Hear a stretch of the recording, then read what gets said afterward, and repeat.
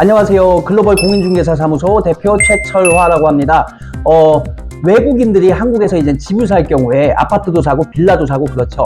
그럴 경우에 이제 전체적인 과정에 대해서 제가 간단하게 한번 동영상으로 오늘 한번 말씀드리려고 합니다.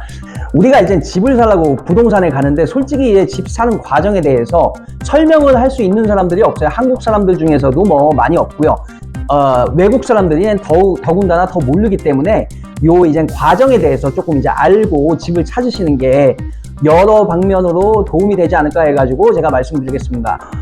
집을 사는 과정을 한 5단계로 제가 말씀드리면 간단하게 처음에 가계약금, 그 다음에 계약서 작성, 그 다음에 중도금, 그리고 잔금, 그리고 등기, 그 다음에 마지막에 이제 등기 권리증이라고 해가지고 등기가 완료된 다음에 하나의 이제 그 증서죠. 내가 이 집을 가지고 있다. 요 정도로 요약할 수 있고요. 우리가 이제 부동산을 통해서 집을 본 다음에 마음에 들면은 이거를 이제 계약을 할게요 하면은 부동산에서 우선은 가계약금을 뭐 100만 원, 200만 원, 300만 원 먼저 내라고 합니다. 가계약금이라는 게 왜 생겼냐면 때로는 이제 매도인이 먼 데 있기 때문에 와가지고 계약서 작성을 할 수가 없어요. 바로 와가지고. 그래서 우선적으로 이제 계약금은 어느 정도 걸고 서로 간의 의사를 합치시킨다. 이런 게 가계약금이거든요. 매도자는 이 가격에 판다. 매수자는 이 가격에 산다. 이 의사의 합치죠.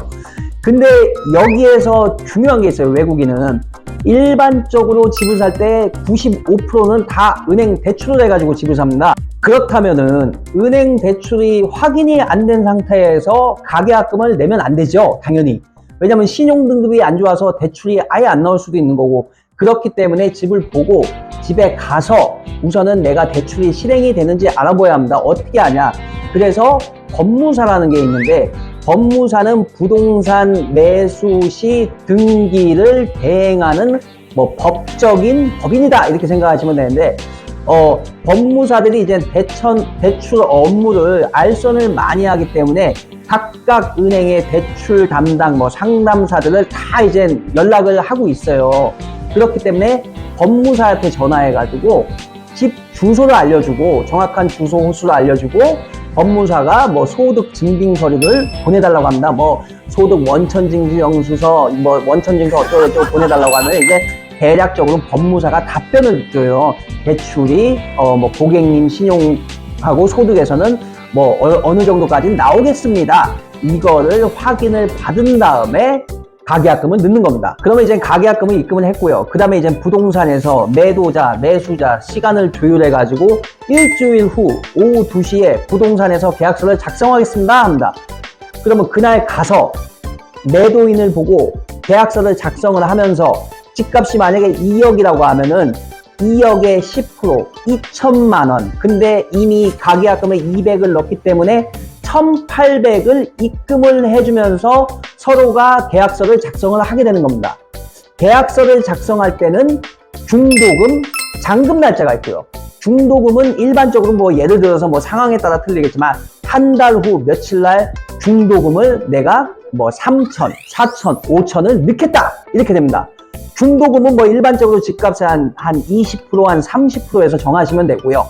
그러면 여기에서 또 하나 궁금한 게 중도금이라는 게 왜 있어야 되냐. 그냥 계약금 넣고 그 다음에 한 달 후에 이사할 때 잔금하고 집을 사면 되는 거 아니냐. 중도금이라는 게 왜 생겼을까? 이게 정말 중요하거든요. 중도금이라는 건 한마디로 뭐라고 해야 되나요? 그 의지의 표현이라고 보시면 돼요. 예를 들어서 중도금이 없이 계약금 10%만 내고 바로 이사할 날 잔금을 하기로 했는데 만약에 매수자가 이거를 취소해요. 또는 매도자가 이거를 취소해요.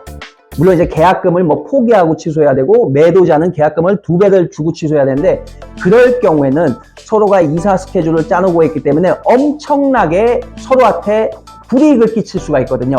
그래서 중도금이 만들어진 겁니다. 왜냐면 계약금으로 예를 들어서 2천을 내고 중도금은 예를 들어서 5천을 중간에 또 내면은 7천을 냈어요. 그러면 매수자가 마음이 바뀌어서 취소를 할 수가 없는 겁니다.